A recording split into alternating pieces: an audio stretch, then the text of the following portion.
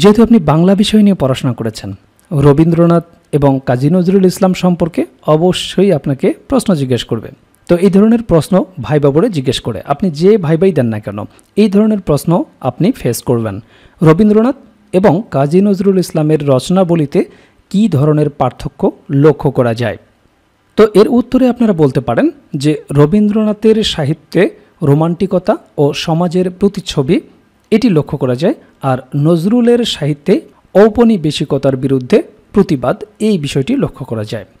যদি আপনি এই প্রশ্নের সঠিক উত্তর দিতে পারেন তাহলে অবশ্যই এর পরের প্রশ্ন আপনাকে জিজ্ঞেস করতে পারে, রবীন্দ্রনাথের সাহিত্যে কি তাহলে রাজনৈতিকতার প্রকাশ নেই? বুঝতেই পারছেন, একটা প্রশ্নের সাথে আর একটা প্রশ্নের অবশ্যই তারা লিঙ্ক আপ করবে এবং আপনার করা উত্তর থেকে তারা প্রশ্ন চুজ করবে। তো এর উত্তরে আপনারা বলতে পারেন যে হ্যাঁ, রবীন্দ্রনাথের সাহিত্যে রাজনৈতিকতার প্রকাশ আছে, কারণ তার ঘরে বাইরে গোড়া উপন্যাসে রাজনৈতিকতা প্রকাশ পেয়েছে। এখন এই জায়গায় উত্তর করার ক্ষেত্রে আপনি একটা কৌশল অবলম্বন করতে পারেন। যেহেতু তারা প্রশ্ন করেছে রবীন্দ্রনাথের সাহিত্যে কি তাহলে রাজনৈতিকতার প্রকাশ নেই, এক্ষেত্রে আপনি যদি শুধু এতটুকু অ্যান্সার করেন যে জি স্যার, রবীন্দ্রনাথের সাহিত্যেও রাজনৈতিকতার প্রকাশ আছে, এরপরে অবশ্যই বোর্ডে যারা থাকবে তারা আপনাকে জিজ্ঞেস করবে তার কোন সাহিত্যে রাজনৈতিকতার প্রকাশ পেয়েছে। তাহলে দেখুন, এখানে একটি কৌশল অবলম্বন করার কারণে আপনার প্রশ্নের রেসপন্স রেট বেড়ে গেল। এটা অবশ্যই মাথায় রাখবেন, ভাইবা বোর্ডে যে প্রশ্ন আপনাকে জিজ্ঞেস করে কাট টু কাট উত্তর করবেন, নিজে থেকে বেশি বলতে যাবেন না। সেই কৌশলটা আপনাদের সাথে এখানে শেয়ার করলাম।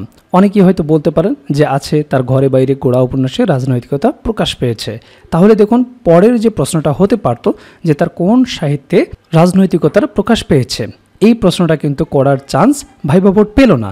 আপনি এমনভাবে উত্তর করবেন যাতে আপনার উত্তর থেকে ভাইবা বোর্ড আরেকটি প্রশ্ন করার সুযোগ পায় এবং ভাইবা বোর্ড আপনার অনুকূলে থাকে। আশা করি ব্যাপারটি বুঝাতে পেরেছি। এরপর আপনাকে জিজ্ঞেস করতে পারে যে রবীন্দ্রনাথ কি কখনো সরাসরি ইংরেজদের বিরুদ্ধচারণ করেছেন? ইংরেজদের বিরুদ্ধে তার অবস্থান ছিল? এর উত্তর হচ্ছে জি, রবীন্দ্রনাথ ঠাকুর ইংরেজদের বিরুদ্ধচারণ করেছেন। আপনারা জানেন যে 1915 সালে উনি নাইট উপাধি পেয়েছিলেন, কিন্তু 1919 সালে জালিয়ানওয়ালাবাগ হত্যাকাণ্ডের জন্য তিনি সেই নাইট উপাধি ত্যাগ করেন। এর মাধ্যমে তিনি ইংরেজদের বিরুদ্ধচারণ করেছিলেন। এই উত্তরটুকু শোনার জন্যই কিন্তু এই প্রশ্নটা আপনাকে জিজ্ঞেস করতে পারে।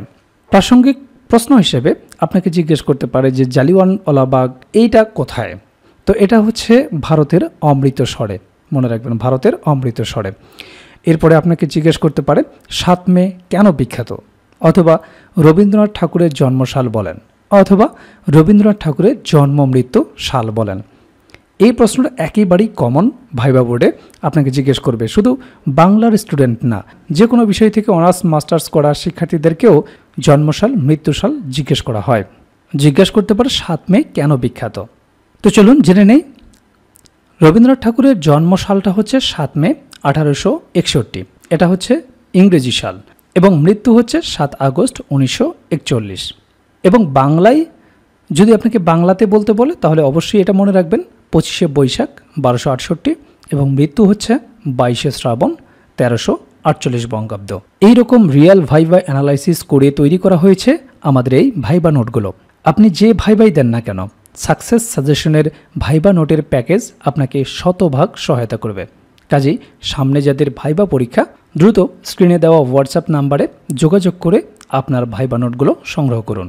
সেই সাথে আপনাদেরকে জানিয়ে দিতে চাই, আপনারা যারা সাব ইন্সপেক্টর ভাইবা পরীক্ষা দেবেন, বিভিন্ন সাবজেক্ট থেকে যারা ভাইবা পরীক্ষায় অংশগ্রহণ করতে যাবেন, যেমন বাংলা থেকে যারা ভাইবা পরীক্ষায় অংশগ্রহণ করবেন, ইংরেজি থেকে, গণিত থেকে, অর্থনীতি, হিসাব বিজ্ঞান, ব্যবস্থাপনা, মার্কেটিং, ফাইন্যান্স, পদার্থবিজ্ঞান, রসায়ন, উদ্ভিদ বিজ্ঞান, প্রাণীবিজ্ঞান সহ যে সাবজেক্ট থেকেই আপনারা পড়াশোনা করেন না কেন, এবং সামনে যারা সাব ইন্সপেক্টর ভাইবা পরীক্ষায় অংশগ্রহণ করবেন, আপনাদের জন্য আমরা কমপ্লিট একটা প্যাকেজ রেডি করেছি। আমরা যদি আপনাদেরকে দেখাই তাহলে দেখবেন বাংলা থেকে যারা ভাইবা পরীক্ষায় অংশগ্রহণ করবেন আপনাদেরকে আমরা মোট 5টা নোট দেব, ঠিক আছে? পুলিশ সম্পর্কিত ভাইবা প্রশ্ন, বাংলা সাবজেক্ট থেকে যে সমস্ত বেসিক প্রশ্নগুলো আপনাকে জিজ্ঞেস করবে, সাব ইন্সপেক্টর ভাইবা পরীক্ষায় যে সমস্ত অনুবাদ জিজ্ঞেস করা হয়, এছাড়াও সাধারণ জ্ঞান থেকে যে সমস্ত বিষয়গুলো জিজ্ঞেস করা হবে তা সুন্দরভাবে আমরা উপস্থাপন করেছি। ঠিক একইভাবে গণিত থেকে যারা ভাইবা পরীক্ষায় অংশগ্রহণ করবেন তাদের জন্য রয়েছে গণিত ভাইবা নোট। ঠিক আছে, আমরা যদি আপনাদেরকে ওপেন করে দেখাই, দেখুন গণিত ভাইবা নোট। এখানে গণিতের বেসিক সম্পর্কে A to Z তথ্য আপনারা পেয়ে যাবেন, যা ভাইবাতে অত্যন্ত কার্যকরী। এছাড়াও অন্যান্য যে সাবজেক্টগুলো রয়েছে, হিসাব বিজ্ঞান রয়েছে, ব্যবস্থাপনা রয়েছে, মার্কেটিং রয়েছে, ফাইন্যান্স রয়েছে, এছাড়াও সায়েন্সের যে সাবজেক্টগুলো রয়েছে উদ্ভিদ বিজ্ঞান, প্রাণীবিজ্ঞান, রাষ্ট্রবিজ্ঞান, সমাজবিজ্ঞান, সমাজকর্ম, ভূগোল, Tripoli, civil engineering, textile engineering, computer science and engineering, এই সমস্ত সাবজেক্টগুলো থেকে যারা ভাইবা পরীক্ষায় অংশগ্রহণ করবেন প্রত্যেকের জন্যই আমরা কমপ্লিট একটা প্যাকেজ রেখেছি। আপনার বিষয়ভিত্তিক থেকে যে সমস্ত প্রশ্নগুলো ভাইবাতে জিজ্ঞেস করবে সেই বিষয়গুলো সুন্দরভাবে আমরা বিষয়ভিত্তিক নোটে সংযোজন করেছি। এছাড়াও আমরা আপনাদেরকে দেব পুলিশ সম্পর্কিত একটি ভাইবা নোট, যেখানে পুলিশ সম্পর্কিত যে প্রশ্নগুলো জিজ্ঞাসা করা হয় তার সুন্দরভাবে এখানে সাজানো রয়েছে। এছাড়াও ভাইবা ট্রান্সলেশনের উপর আপনাদেরকে একটা নোট দেওয়া হবে, যেটি কমপ্লিট করলে মোটামুটি ট্রান্সলেশন নিয়ে কোনো প্রকার টেনশন করতে হবে না। এছাড়াও সাধারণ জ্ঞান বিষয়ে আমরা একটা ভাইবা নোট দেব, যেখানে অন্তর্বর্তীকালীন সরকার সম্পর্কিত A to Z থাকবে। এছাড়াও ডক্টর মোহাম্মদ ইউনূস সম্পর্কে গুরুত্বপূর্ণ, এছাড়াও 1947 থেকে 1971 সাল পর্যন্ত যে সমস্ত প্রশ্নগুলো থেকে ভাইবা বোর্ডে জিজ্ঞেস করা হয় সেগুলো সংযোজন করা রয়েছে।